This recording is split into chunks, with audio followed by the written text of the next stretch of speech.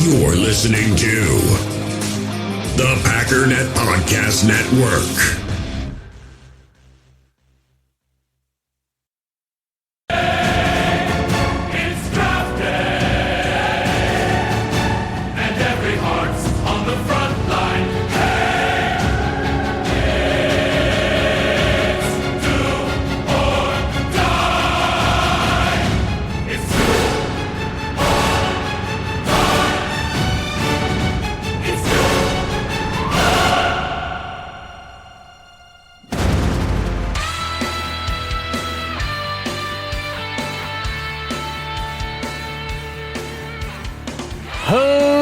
Ladies and gentlemen, welcome once again to the Packernet Podcast. I am your host and resident fanalist, as always, Ryan Schlip. Check us out online, packernet.com. Find me on Twitter, pack_daddy. This is it, folks.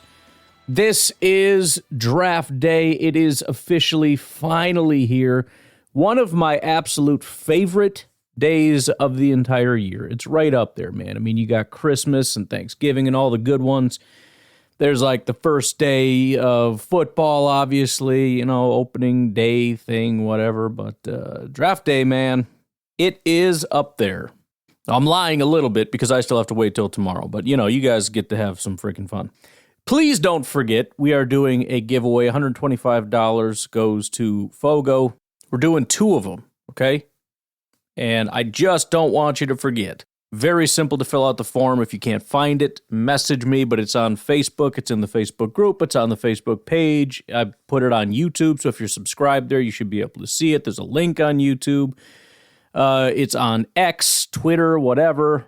Again, you guys are all doing mock drafts. Just transpose the mock draft onto the form. What player did you take? What round did you take them?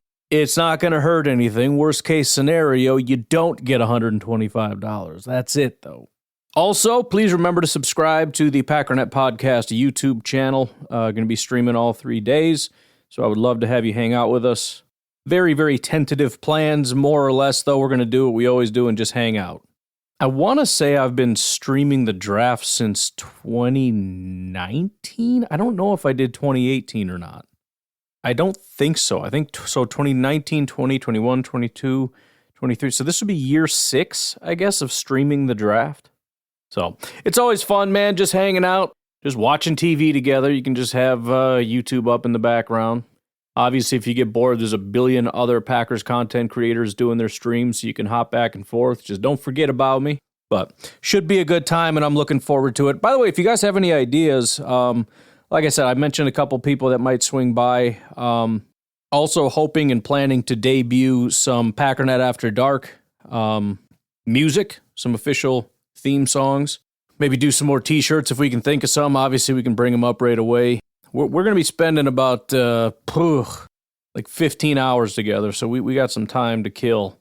Probably open up the phone lines a little bit if you guys want to call in, hang out, whatever. So, on the docket for today, I'm really torn because I don't know if this is a twofer. I may have to do 2 episodes. I don't know. One thing that has to be done is I want to finish sort of rounding up some of the news, notes, rumors, like all of them. I want to know what's going on. Get down to the nitty-gritty. The other thing that has to be done, this is a new annual rule that I am officially calling the Zach Tom rule. We've got to look at SIS's data. Obviously, there's PFF, there's all kinds of stuff, but so SIS used to have their own website, and if you go to SIS, unless they did it in the last couple days or so, it was just like draft.sis.com or something. I don't know what it was. But I kept looking, I kept checking, and it was 2023 all the time. Like, what the heck, are you guys just not going to do this? And I did enough digging, come to find out, they've essentially given that data to 33rd Team to do it for them. Now, I knew 33rd Team had paid an exorbitant price to use their data for their own site, which is fantastic. I know it's an exorbitant price because I reached out to SIS. We were in talks about doing some stuff, and the numbers were so astronomical. I mean, just paying for the data that I have as it is expensive. This was psychotic, which I guess makes sense. But Yeah, so they're just letting 33rd team have that and put out all the data. So anyways, now that I have found it, what I got to do, and the reason I call it the Zach Tom rule, if you don't know, I fell in love with Zach Tom very late in the process 2 years ago. And the only reason I didn't even know who the guy was really, is because I went through the SIS data and I kept just sorting. You know, they got a billion different columns of different statistics, and Zach Tom kept showing up at the top of all of them. And I'm like, who the heck is this freaking? I mean, there's a podcast of me out there going through it live, essentially going, there's freaking Zach Tom again. Like, who is Zach Tom? I don't understand what's going on here. And so Zach Tom was my dude. Like, I don't know much about the guy. I'm all in on Zach Tom. So when we finally took him, I was super jacked about it. So we've got to go through and find some Zach Toms. Who are the guys that are lesser known that we haven't talked about a ton? I did it a tiny bit yesterday when I did the mock draft. I didn't say it out loud, but I was using PFF and SIS as we got further into the process with prospects that I wasn't as familiar with. I've spent this year significantly more time doing film than data. Usually I'm very data heavy and film light. This year I really wanted to go film more, so that I can personally, build an attachment to a player in the way that they play, which I'm fine with. I'm very behind on the data things, and there's a lot of guys out there that have done some really good things that fit the Packers thresholds, whether you're talking RAS, whether you're talking offensive linemen that have played multiple positions, PFF grades, whatever. So we've got to do the Zach Tom thing, but I do want to start because today is day one. We got to talk about day one. We got to go through and find out what's going on. There's a whole lot of news and notes coming out. Some of it might be useful, some of it might not. I was watching PFF today. They were doing some live stream, and I just kind of clicked it on for a minute. And the first thing he was talking about as soon as I turned it on was he was going through the betting markets. And it was like very late in the process, some guys just shot up. And I forget exactly who it was, but it was the most absurd thing in the world. It was just like, what? Hearing it in hindsight. So, take whatever you want with a grain of salt, but this is our last day to kind of finally formulate what we're feeling about certain guys.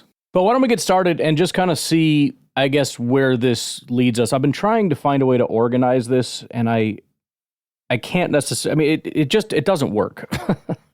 It's better to just kind of go through it as it comes up. So I kind of just want to look over the last 24 hours and just kind of get an evaluation of where we're at. Obviously, most of this comes at the beginning of the draft, especially when it comes to trading. What is New England? What is Minnesota doing? What are a lot of these teams doing? Those are primarily the most talked about issues, but I just want to go through, I guess, several of these. And again, it's not in any particular order because it's just not working out that way. Number one is that seemingly, according to Mike Garafolo, the Raiders called up to try to get to 2. Now, the Commanders are almost certainly going to stay put and take Jaden Daniels. So just so we're clear, Caleb Williams will go number 1. At least everyone seems completely sold on that. The Bears seem to have done no homework on anybody anywhere at any point. They just watch the quarterbacks on film and then they're like, yeah, whatever. They've been on vacation for months. I forget who it was. I want to say it was Daniel Jeremiah, but he was pumping Drake May at number 2. He felt it was the better fit. There was some conversation about wanting to get a Matt Ryan and Drake May being closer to Matt Ryan, but he kind of finally backed off of that because everything that he's been hearing ever since is that they're going Jaden Daniels, which I think is, it makes sense. So it seems like that's the thing. But here's the interesting part about the Raiders potentially calling to get to 2. All I really want to know is how much competition does Minnesota have? Because either way, number 1, they're either not going to be able to come up because of the competition. There's a lot of talk about the Giants, although some talk that the Giants aren't going to come up. But if you got the Raiders and maybe the Broncos and some other teams coming in, one of two things is going to happen. They're either not going to get that spot because of somebody else and they're going to get stuck where they are, or number 2, they're going to have to pay an exorbitant price because of supply and demand. So if the Raiders are in the mix, that's interesting. Secondarily, one of the things we talked about yesterday is could there be like a mini quarterback run? When you have Minnesota, you have the Raiders, you have Denver kind of sitting in that range. Presumably, one of them comes up, whatever. Maybe, maybe not. If the Giants take that spot or if teams stay put or whatever, Could there be a mini quarterback run? Well, with the Raiders trying to move up, it sounds like they want a quarterback. So it really just comes down to the evaluation. Same for Minnesota. It's like, well, if they get stuck, then I guess they're getting Penix. Or, who by the way, is gaining a ton of steam. What if they don't like Penix? So the other kind of note buried in these notes somewhere, I'll get more specific if I find it or we come across it, but Minnesota really wants Drake May.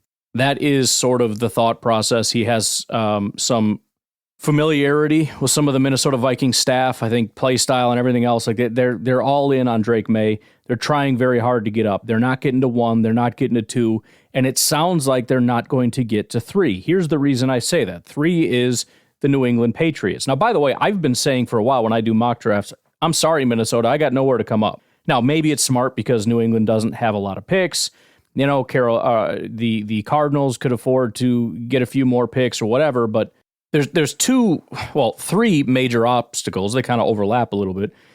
Number 1 is that New England will have a quarterback, whether it's Drake May, J.J. McCarthy, or whoever it is that they like. They will have a quarterback sitting there, and it is a presumably top-tier quarterback, right? Again, depends on your evaluation. They need a quarterback. They don't have one. That's a big deal if you're going to pass on quarterbacks like the Bears did with C.J. Stroud last year. That was not a good decision. Now, they got lucky and got the top spot again, but you don't want to be in that situation where Drake May, goes to Minnesota and is a premier quarterback and you trade it back so you can get what? You grab what? Quinion Mitchell, and then later on at pick 23, you get offensive line or something. There's nothing you can do that's going to make that okay. The other issues involved. Number 2, Elliott Wolf is a Packer guy. Obviously, he's the son of Ron Wolf. The understanding, and this is all teams understand this, but I don't know if anybody has had this beat into their skull more than the son of Ron Wolf, the importance of getting a quarterback. And number 3, even if Elliott Wolf wants to trade back, apparently they're not giving him the role of GM. They're not giving him the power to make the decisions.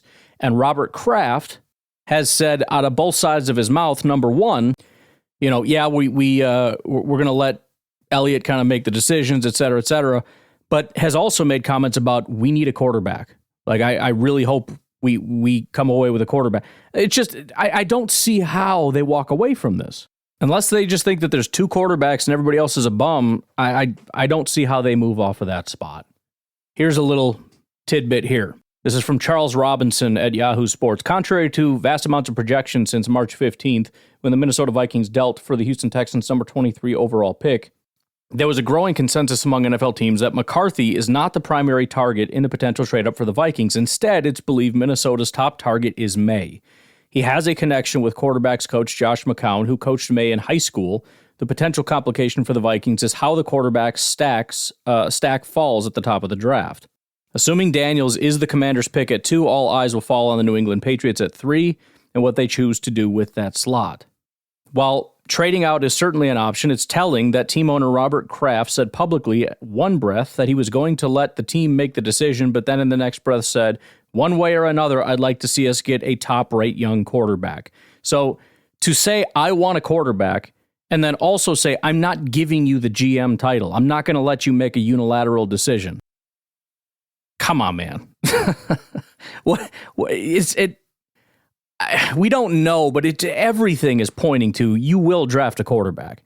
And it could be a disaster. It could end up being like the Carolina Panthers, where you got the owner forcing the hand of the team to get the guy that nobody wants except the owner, who just wants to get a young, flashy quarterback. And then when it's a disaster, he fires everybody else. But the bottom line is, I don't give a crap what Minnesota does or doesn't do or how much they suck. I care about the Vikings. And if they like May, I don't want them to get May. Now, maybe the best thing is that they do get May, because they got to give up a ton of capital to be able to get May. And then, again, what are the odds that Drake May is as good as the quarterback that they had? I would say not great.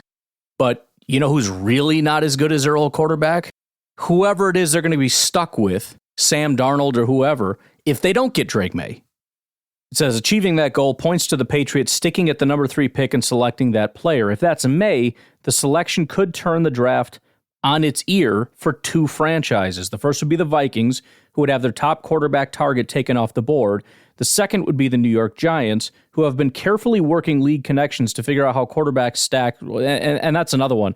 So the Giants have been coming out and playing it like they don't want it. They're playing it cool, like, oh yeah, we don't even want a quarterback. We're not worried about it. Quarterback's stupid. And then very sneakily, they're going around trying to get as much data on quarterbacks as they possibly can. It says, without a doubt, there are other front offices that believe a quarterback is squarely in play for the Giants. The unknown is whether or not McCarthy, who made a private visit to the franchise in March, again, very private, is the player they're aiming for with pick number 6. So this becomes interesting too, because I think it's going to be quarterback, and I think all three teams stay. The issue then is the Giants are looking at this going, okay, so we had JJ in. We really want JJ to fall to us to 6, but we got so many quarterback hungry teams, and we got two teams in between us. Now, I don't think the Chargers trade back because it's seeming like in a way, the Chargers really, well, let's put it this way. There are two main things the Chargers need, offensive line and wide receiver. We can argue back and forth about what that is. Trading doesn't make a lot of sense because even if Arizona stays and takes the top wide receiver, there is an unbelievably elite wide receiver sitting there. Either way, if that's not their direction, the top tackle, who's probably Joe Alt, is going to be sitting right there at 5 and makes a ton of sense. So I don't think 5 moves. Now, maybe you could argue that they could fleece the Giants or whatever and move back one spot because they're still going to get it. But they don't want to move back to 11 with the Minnesota Vikings. Tennessee's going to get Joe Alt. The Bears might end up taking another tackle, and now you're stuck with whoever's left. You're certainly not trading with Denver or Las Vegas, who are behind Minnesota. So really it becomes a battle of number 4, where you have Minnesota, probably Las Vegas, guaranteed the Giants because they don't want to lose the final one, maybe even Denver in the conversation, and who knows who else. You might have teams trying to come up and jump the Chargers to get Joe. You might have Tennessee trying to come up to 4 to get Alt. You might have the Jets, which is another thing that we need to talk about. The Jets apparently are planning on being very aggressive for getting offensive playmakers for Aaron Rodgers. Remember last year there was a ton of talk, oh, they're going to do right by Rodgers. Finally, somebody that actually cares about Rodgers. And what did they do? They drafted a pass rusher instead of an offensive lineman. And what happened? The offensive line was a disaster. Aaron Rodgers ran for his life for about 8 seconds before he popped his Achilles. So now they're going to have this big overt gesture. Well, if they're going to be irresponsible in their desire to, get some help, why not go up to 4 and get the top wide receiver? So I'm just posing a lot of different things that could be happening here for 4. You've got, let's see, if we include Atlanta, possibly, probably unlikely because they're probably trying to go all in with Kirk Cousins, but they don't have a long-term option. So we'll leave them out of it. But teams looking for a quarterback would include the Giants, the Vikings, the Broncos, the Raiders, and let's leave it at this. You got 4 teams looking for that. You've got Tennessee possibly coming up for a tackle. You might even have the Chargers on the phone trying to come up and make sure that they can get their guy. If, Arizona's smart, they call the Chargers like, hey, just so you know, Tennessee's trying to come up for a tackle. Because they're just trying to get as many people on the phone to raise the price as high as possible. And you could potentially even have the Jets from 10 calling to have them come up. We've got 7 teams here. And who's to say the Bears wouldn't try to come up and get the top wide receiver? They don't need to. But the amount of people that would love to come into this spot with maybe one good quarterback left, which just makes teams desperate for that quarterback, and still the top tackle, the top wide receivers, and there's 2 that are just elite. And then Arizona might just stay anyways. Now, presumably, the team that would be willing to pay the highest price is a team coming up for a quarterback. But who is that going to be? And are the Arizona Cardinals even going to trade? All right, so let's move off that. That's going to be a really interesting thing. Certainly going to keep my ear to the ground as much as I can. Couple other notes. Dozens. Actually, why don't we just take a break? We'll come back and hear from Charles Robinson and his thoughts on the running back situation. Hi, everybody. I'm Katie Segal. And I'm Kurt Sutter. And welcome to our new podcast called PIE, People, Influences, and Experiences. Yes, it's sort of the get to know you at a deeper level, the who, what, when, where, and why you are rather than what it is you do. Absolutely. We're not going to talk too much about what people do. We just want to know about their families, where they come from, what shapes their parenting if they have kids, what shapes their marriages if they're married.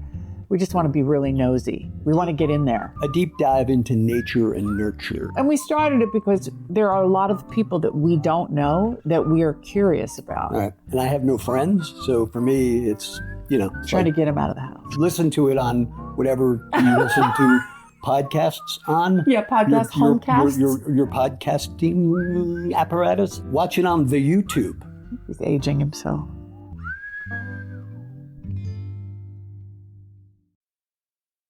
Have you ever experienced turbulence on a flight and wondered why? And you can see all the terrain around you. You've got no issue with visibility or anything? No, everything's PG.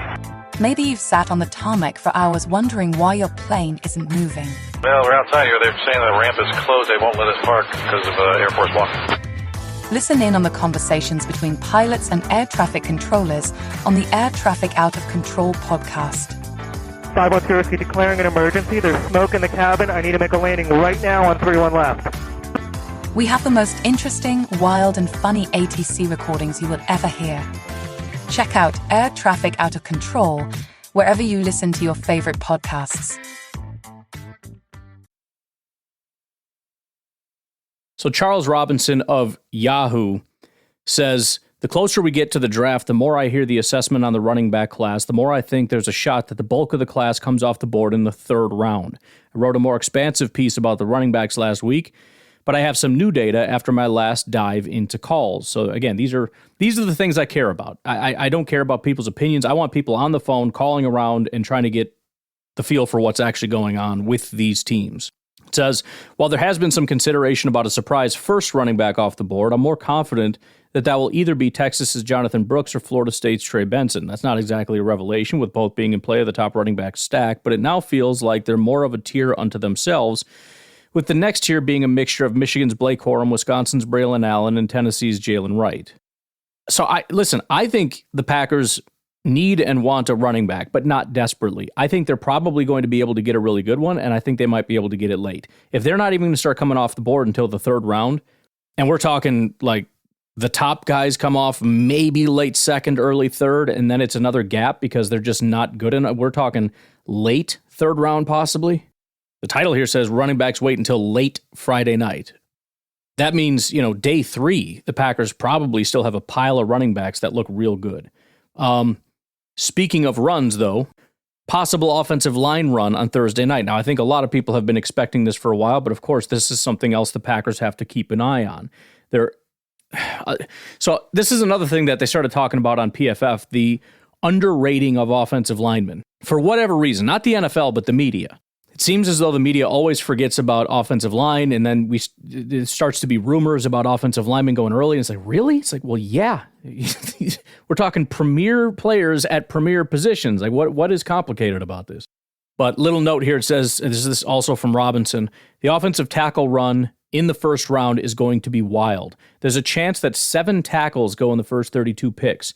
We got Notre Dame's Joe Alt, Penn State's Olu Fashanu, Alabama's J.C. Latham, Oregon State's Talisi Fuaga, Washington's Troy Fatanu, Oakland's Tyler Guyton, and Georgia's Amarius Mims. Some teams also see BYU's Kingsley Suamataia as a potential late first-round pick as well.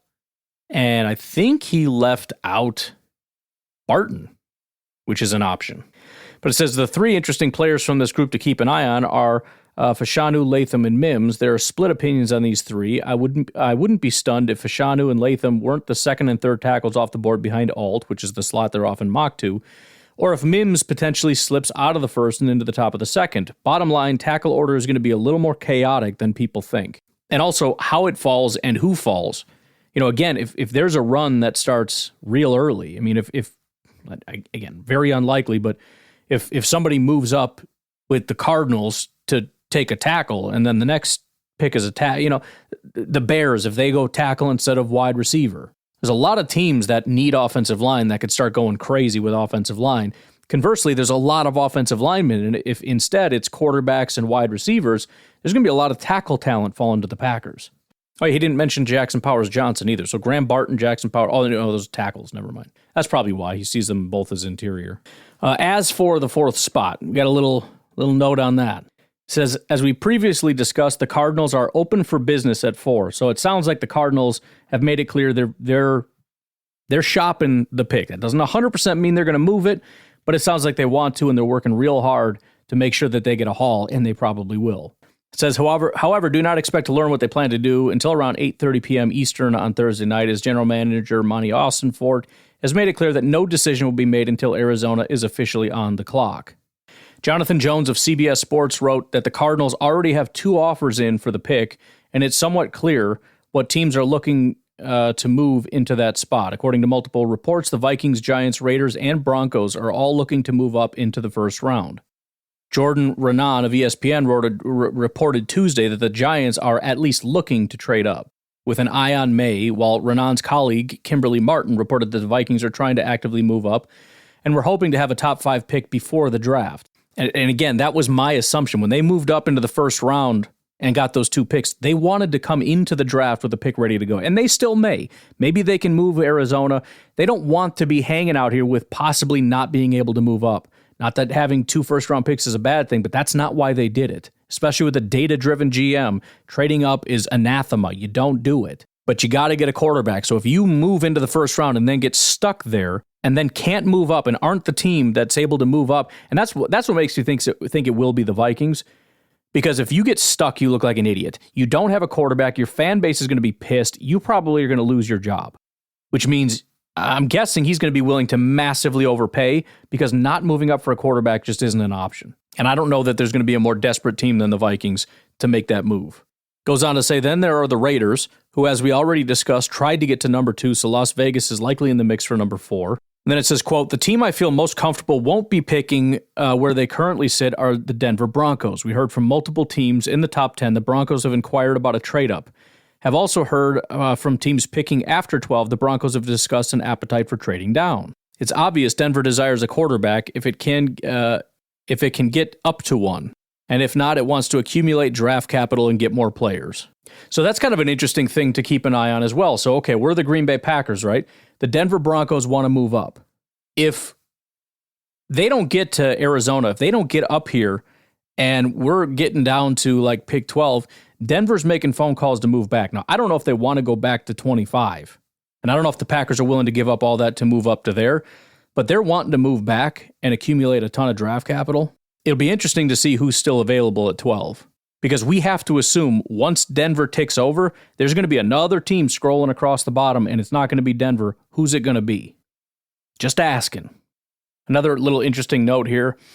Mention how the Chargers are a team that a lot of people think is wide receiver, but we're starting to hear more and more about tackle, right? The head coach wants offensive line. So interestingly enough, Tennessee, it sounds like, has no interest in moving. They want to stay right at 7. Their plan is to get a tackle. If the tackle they want, presumably Joe Alt, is gone, it sounds like they could switch to wide receiver. So they'll just take whatever's left over because, again, if you think about it, Arizona's probably going to trade 4. That's going to be a quarterback. If the Chargers go tackle, the Giants then at 6 are also looking at quarterback, probably get J.J. McCarthy. Tennessee Titans are now sitting here with Malik Neighbors. So they're sitting at 7, looking at the situation saying, we're either going to get Neighbors or Joe Alt, and I'm perfectly fine with that. By the way, I was wrong about the Giants. I lost count. I had to actually get started here. So it would be Caleb, then Jaden, then Drake, then JJ. So the Giants wouldn't get them. The question is, would they go Penix at 6? And there's some talk that they would. So let me just read this to you since we're getting about that far down through the draft. This is according to ESPN's Dan Graziano. He says, a month ago, many in the league believed their favorite quarterback in the class was McCarthy. If that were true, things have changed. The rumblings early this week, the Giants guy is May. So that's the Giants again trying to come up. In this scenario, though, they don't. If I were doing a mock right now, which I kind of am to try to keep track, Caleb, Jaden, Drake, and then I think, again, the Vikings are desperate. Now, the Giants may also be desperate, and we'll get to that in a second. It sounds like they might be. But I can't imagine being more desperate than the Minnesota Vikings. So they come up, they get J.J. McCarthy, and then the Chargers take Joe Alt, let's just say.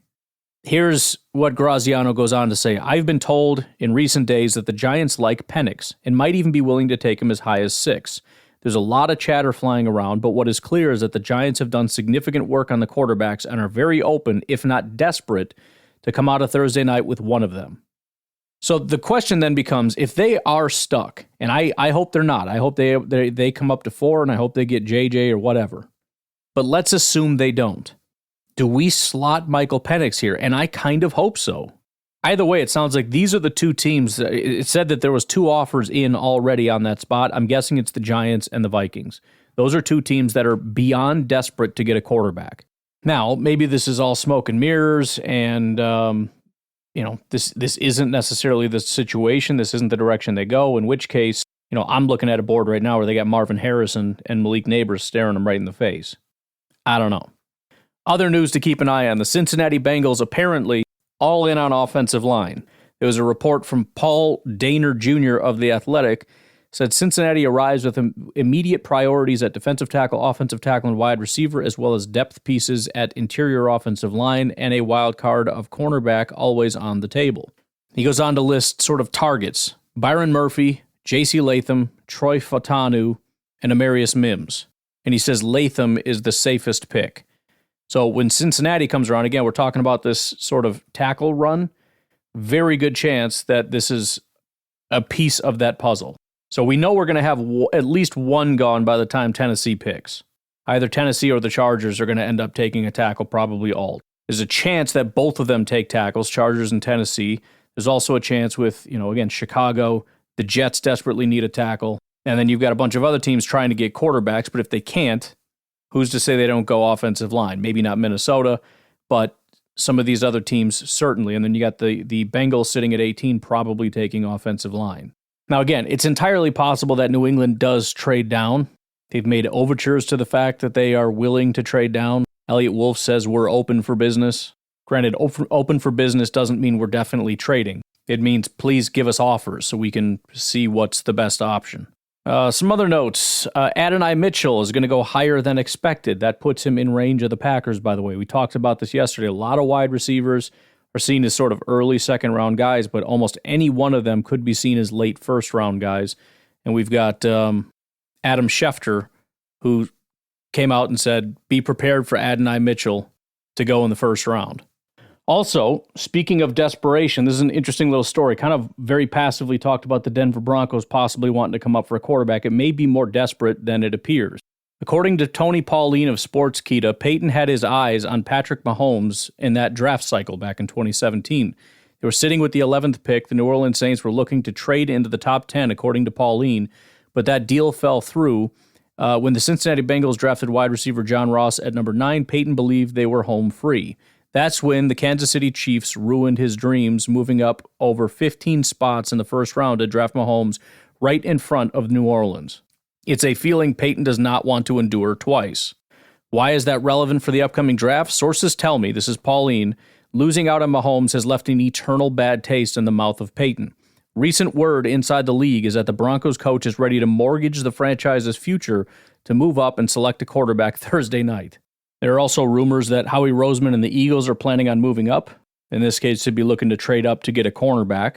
Something the Packers, again, if Denver's calling around looking to move back or whoever, if the Packers are looking to get a corner, there's a lot of aggression, which, by the way, one of the notes buried in here somewhere, you may have noticed this already, this trend. There's a lot of talk that there's going to be a lot more trades in this draft than we're used to. There's going to be a ton of movement. Speaking of the Jets and their overtures to go get some offensive power for Mr. Aaron Rodgers, says Brock Bowers to the Jets buzz is loud. Many experts and people around the industry are connecting Georgia tight end to the Jets, with ESPN's Rich Cimini saying the buzz in the scouting community is loud.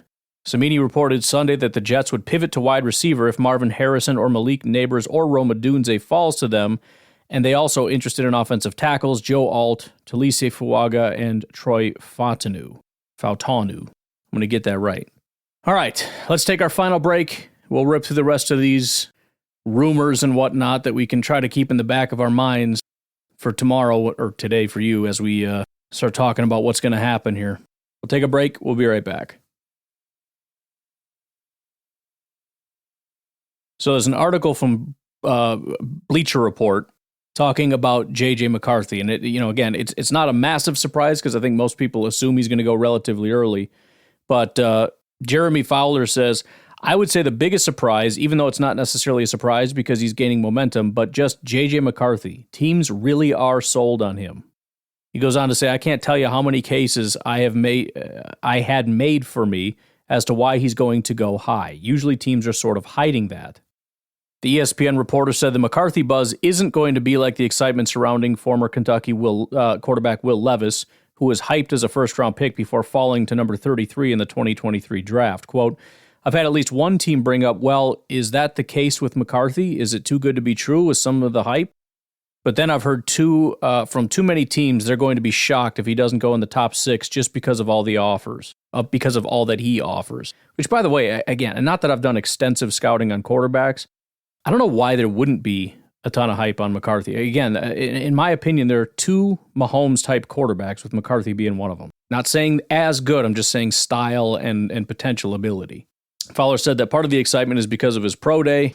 So again, not super surprising, but great news because you don't want a Will Levis situation where this guy ends up falling out of the first, which means he, obviously we get less talent falling to us. Another team desperately looking to trade up, at least I've heard from several people. I don't mean directly, I'm not trying to be an insider. It just keeps coming up, is the Chiefs. Now, this could potentially be something for, obviously there's a lot of talk about Packers need to move up here. What if they give this? They can go up here. But Brian Gutekunst said that he may be looking to acquire more capital. Kansas City Chiefs don't have a ton of picks. But if Gutekunst has an opportunity to pick up another pick, let's just say it's another 4th-round pick or something, or maybe a 3rd, I don't know, to go back to 32 where the Kansas City Chiefs are sitting, I don't know that he wouldn't.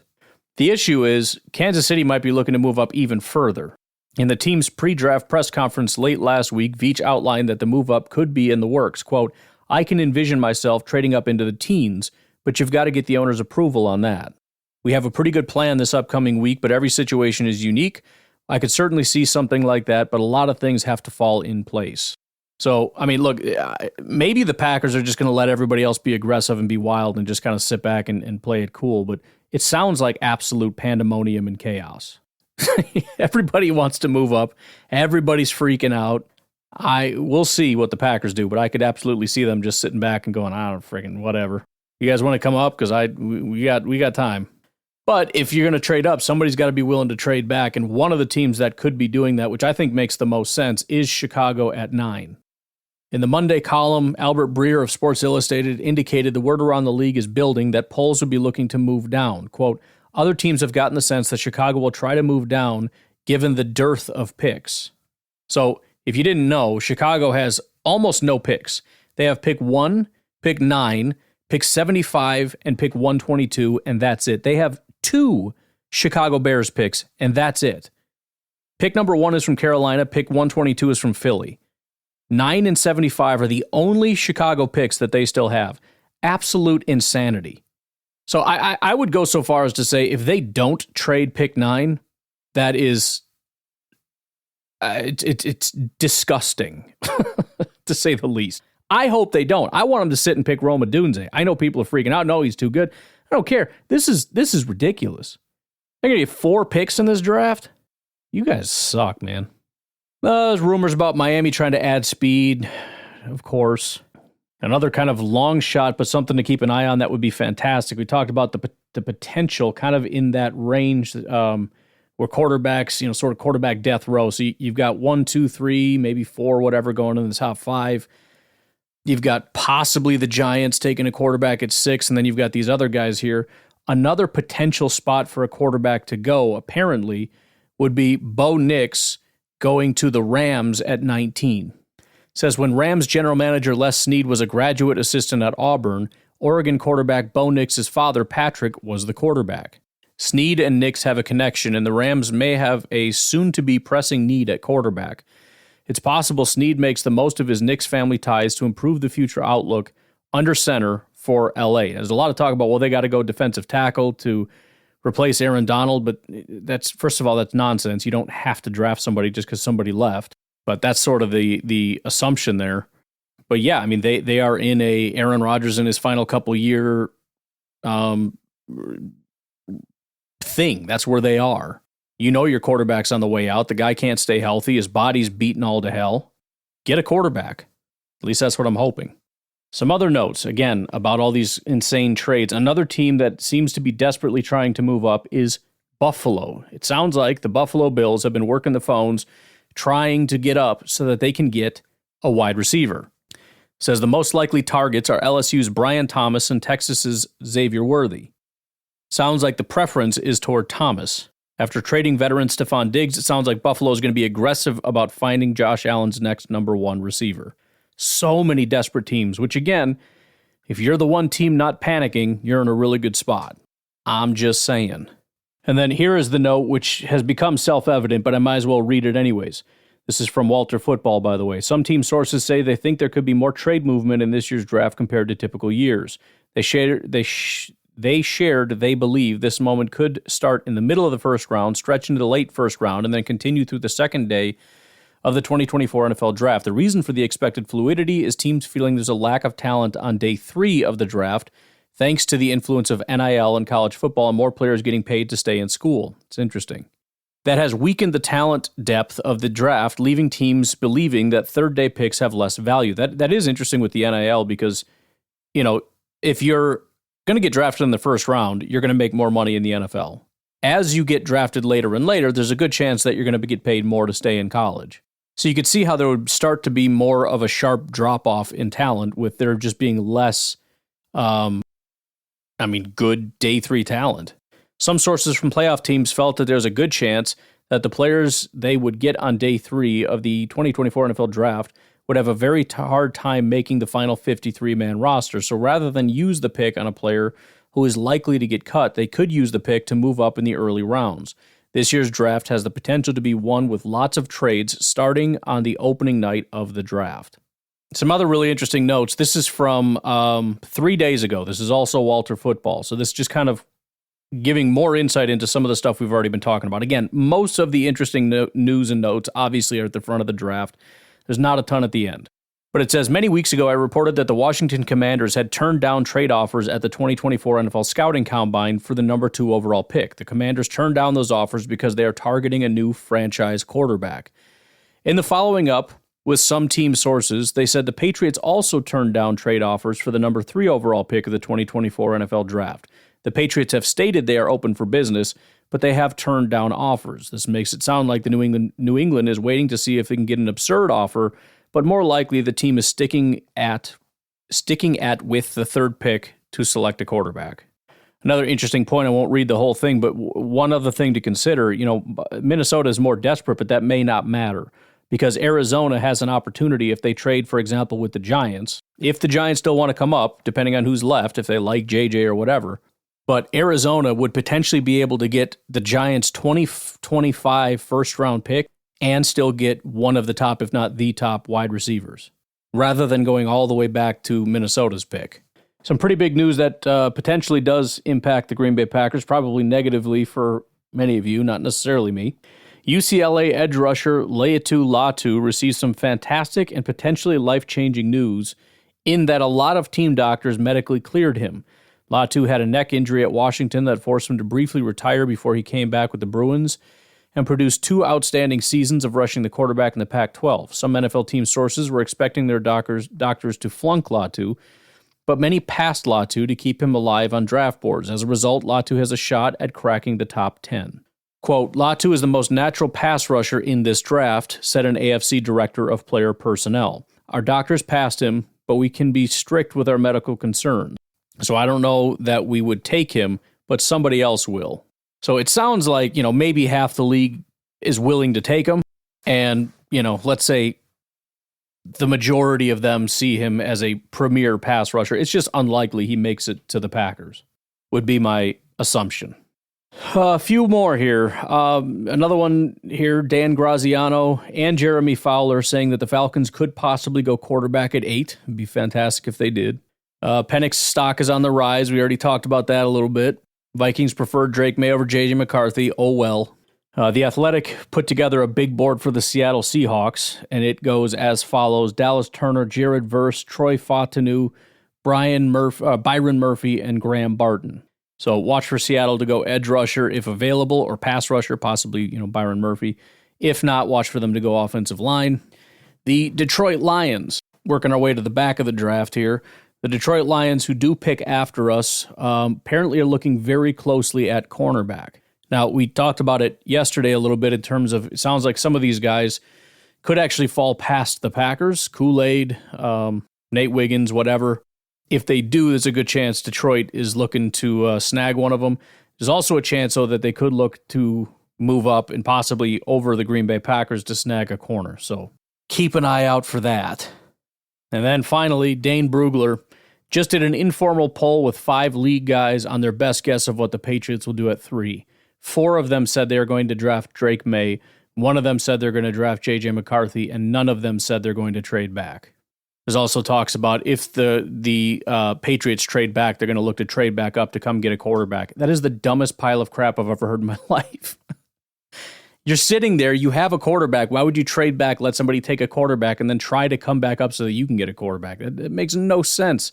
Just, they're going to take a quarterback. This is so stupid. Anyways, I'm going to leave it at that. You guys have a good rest of your day. Again, I'm going to plan on a little bonus episode here. I'm not sure what's coming out when, but we got to do our Zach Tom rule. But you guys have a good rest of your day, night, whatever. I'll talk to you later. Bye-bye.